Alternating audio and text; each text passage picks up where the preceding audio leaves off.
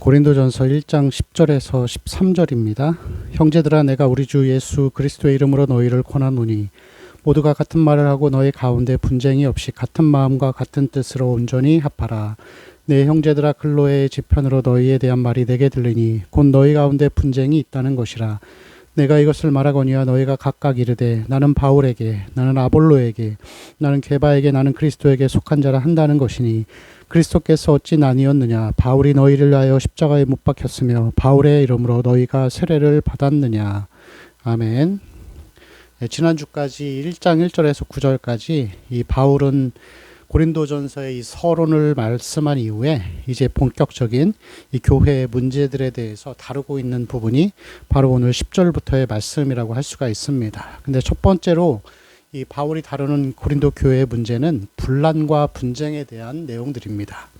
이 분란 분쟁은 이 히브리어로 스키스마타라 그래서 틈이 갈라지다, 그리고 옷이 찢어지다라는 그런 뜻을 담고 있는데, 우리가 이 집에 있는 벽이 틈이 갈라지면은 벽으로서의 기능을 할 수가 없습니다. 옷을 입고 있는데 이 옷이 찢어져 버리면은 이 옷도 옷으로서의 기능을 할 수가 없는 것이죠.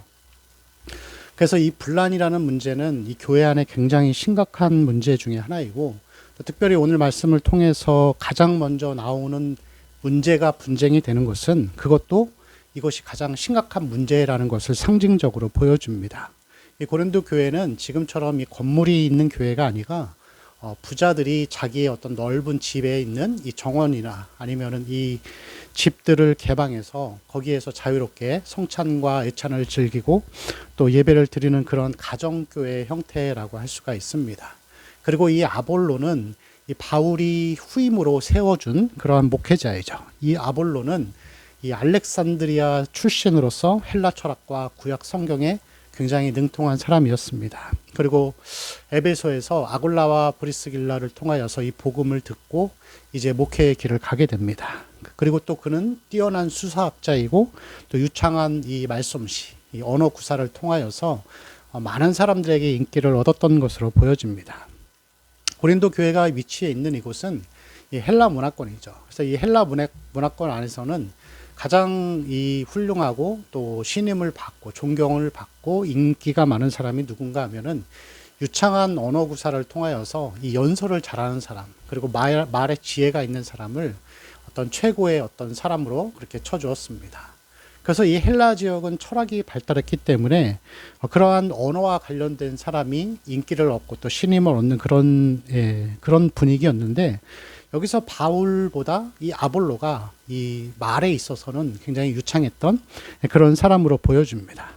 그런데 반면에 이러한 이 헬라 사람들이, 헬라 쪽에 있는 그리스도인들이 아볼로를 따른 것에 반해서 이 바울파는 누구냐면은 이 바울의 말씀을 듣고 또 그 말씀 가운데 바울을 너무 존경한 나머지 이 다른 사역자들을 배척하는 그러한 상태까지 가게 됩니다. 그리고 또 두 파가 있죠. 12절에 보면은 게바에게 속하고 그리스도에게 속했다라고 하는데, 실제로 게바파 그리스도파가 있었던 것은 아니고, 이렇게까지 설명을 하는 이유는 이 분쟁의 문제가 심각하다라는 것을 상징적으로 보여주는 그런 표현이라고 할 수가 있습니다. 여러분, 교회 안에서 이 분쟁의 원인이 무엇일까요? 분쟁의 원인은 이 본문의 말씀을 통해서 봤을 때 이 지도자에 대한 지나친 충성심 혹은 편파심이라고 말할 수가 있습니다.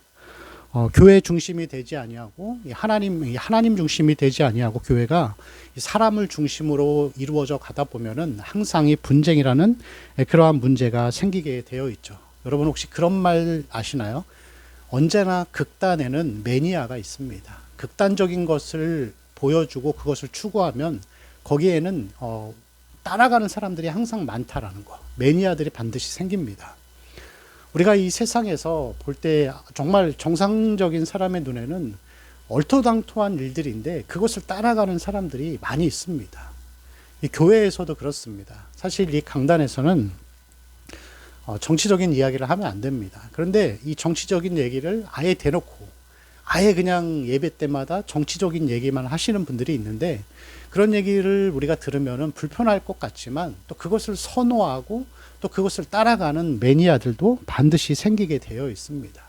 그런데 여러분, 교회도 그렇습니다. 교회도 이러한 아볼로와 같이 우리가 그렇게 표현하죠. 카리스마 있는 목회자. 카리스마가 있고 어떤 자기만의 독특한 색깔이 있으면은 사람들은 거기에 열광하고 거기에 따라가게 됩니다. 그 말씀의 중심 내용이 뭔가라기보다는 그냥 그분의 그러한 성향과 기질을 따라서 나오는 카리스마, 또 그것 가운데에서 그것을 선호하는 사람들이 많아지는 것을 볼 수가 있습니다. 뭐 이것은 그런데 이것이 뭐 옳다 그르다라고까지 우리가 판단하기에는 굉장히 어려운 문제 중에 하나라고 할 수가 있습니다. 제가 굉장히 좋아하는 그런 교회 그리고 목사님이 계십니다.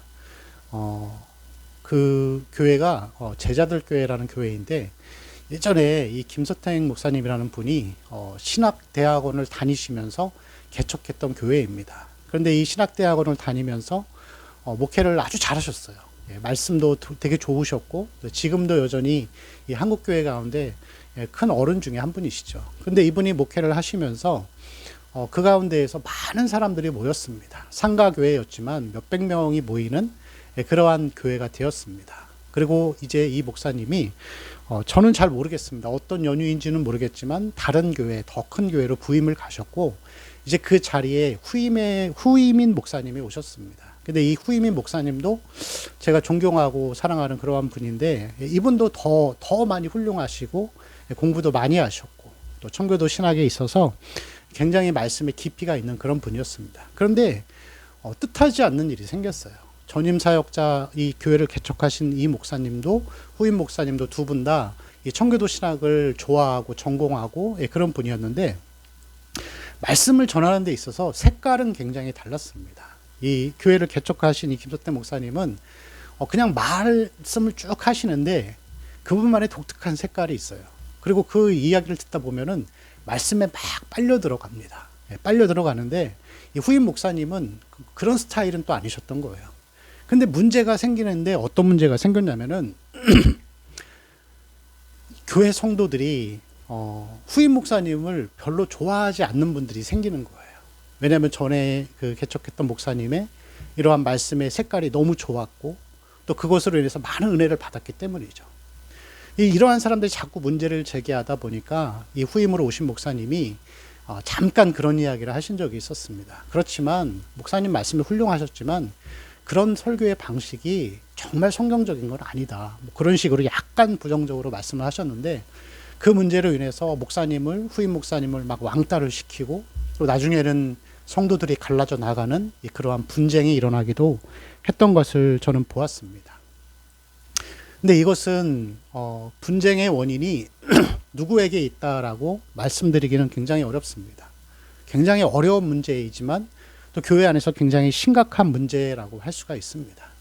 그런데 여러분 중요한 것은 뭐냐면은 이 목회자에 대한 한 특정 목회자에 대한 그냥 맹목적인 복종 그리고 지나친 충성심은 교회의 분쟁을 일으키게 되어 있습니다.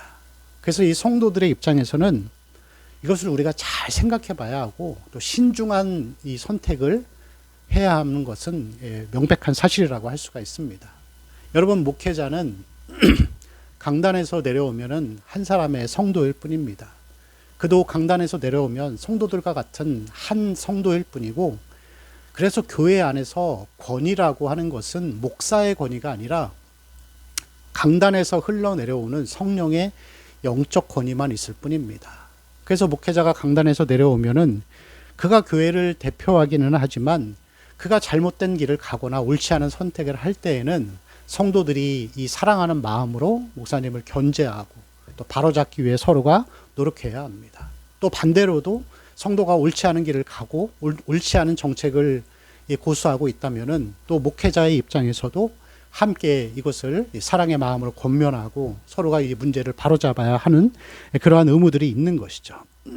그런데 그런 것을 우리가 바로잡으려고 할 때 이 바로잡으려고 하는 것을 가지고서 목회자가 권위에 대한 도전이다. 이것은 하나님의 뜻에 맞지 않다라고 하면서 맹목적인 충성을 강조하게 되면은 이제 거기서부터 분쟁이 시작되는 것입니다. 여러분 옳지 않은 것을 바로잡는 것은 목회자에게도 포함이 되는 것이죠. 그냥 목회자가 하는 모든 것들이 다 하나님의 뜻이고 하나님의 권위라고 한다면은 그건 교회가 심각한 분쟁과 어려움의 문제로 빠져 들어갈 수밖에 없는 것이죠. 만약 그런 것들이 여러분 권위에 대한 도전이라고 한다면은 잘못된 길로 가려고 하는 것을 양심 선언하고 바로잡으려고 했던 루터와 칼빈도 다 대역죄인이죠. 예수님도 대역죄인이죠. 예수님 당시에는 신학교육을 받지 않은 사람은 성전에서 말씀을 가르칠 수 없었습니다. 그렇게 따지면은 예수님도 바리새인들과 그 당시 종교 지도자들에 대한 권위에 대한 도전이고 반란이라고 할 수가 있는 것이죠.